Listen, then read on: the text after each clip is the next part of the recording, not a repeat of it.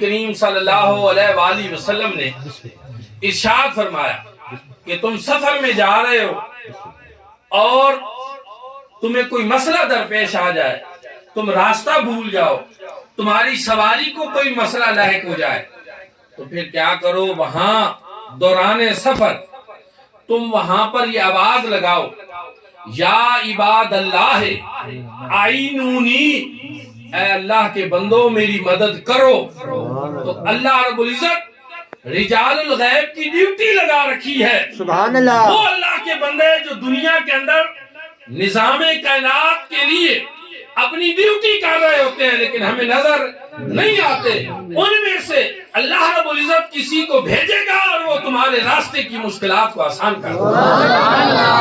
نعرہ تکبیر۔ عرض کر رہا ہوں، جس نے بھی جو بھی حدیث پاک پڑھاتے ہیں، کتنے بزرگان